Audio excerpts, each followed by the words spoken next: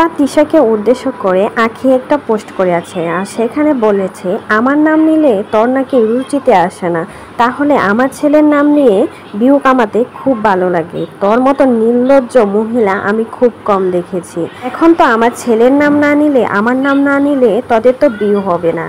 কয়দিন পর রাস্তায় গিয়ে ভিক্ষা করে খেতে হবে টাকা ইনকাম না করলে। তাই তো নির্লজ্জের মতো আমার নাম আর আমার ছেলের নাম নিয়ে ভিডিও বানাস। তোদের কি কোনো শরম লজ্জা বলতে কিছু নাই? আঁখি কিন্তু তিশাকে উদ্দেশ্য করে এই কথাগুলো বলেছে, কারণ তিশা নাকি তার ছেলের নাম নিয়ে এখন আবার ভিউ কামাচ্ছে। তার জন্যই আঁখি কিন্তু তিশাকে এই কথাগুলো বলেছে। আর তিশা কিন্তু তার ছেলের নাম নিয়ে সত্যিই কিন্তু ভিউ কামাচ্ছে, কারণ তাদের ভিডিওতে এখন তো আর ভিউ নেই দেখা যাচ্ছে। সেজন্যই আঁখির ছেলে আর আঁখির পেছন এখন পর্যন্ত ছাড়তে পারিনি। তিশা আবার বড় গলায় বলে আঁখি নাকি তার নাম নিয়ে ভিউ কামাচ্ছে, টাকা ইনকাম করছে, তার নাকি শরম লজ্জা নেই। এখন দেখা যাচ্ছে তিশাই কিন্তু আঁখি আর আঁখির ছেলের নাম ব্যবহার করছে। সত্যি, যার নাকি নিজের সন্তানের প্রতি মায়া দয়া নেই, তার আবার অন্যের সন্তানের প্রতি কি করে মায়া দয়া আসে? নিজের সন্তান না খেয়ে থাকে, একটা খোঁজ খবর পর্যন্ত নেয় না, নাম্বারটা পর্যন্ত ছেলেটা ব্লক করে রেখেছে, আবার অন্যের সন্তানের প্রতি কি করে মায়া দয়া আসবে তিশার?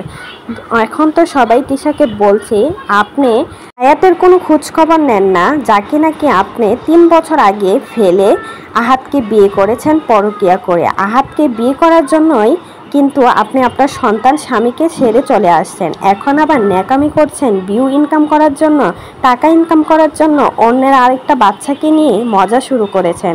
তার নাম দিয়ে এখন ভিউ কামাচ্ছেন।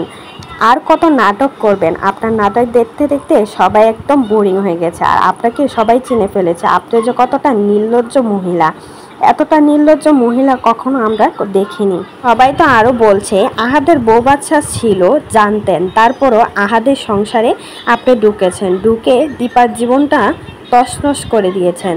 দীপাকে আবার বলেছেন পরকীয়ার অভিযোগ দিয়েছেন, সেই মেয়েটাকে বাসা থেকে বের করেছেন, তারপর নিয়ে আসছেন আঁখিকে, এখন আবার আঁখিকে নাটক করিয়ে তাকেও বের করে দিলেন। আপনার তো এসবই কাজ। তো এই বিষয়ে যদি কোনো মতামত থাকে অবশ্যই কিন্তু আমাদের কমেন্ট বক্সে জানাবেন।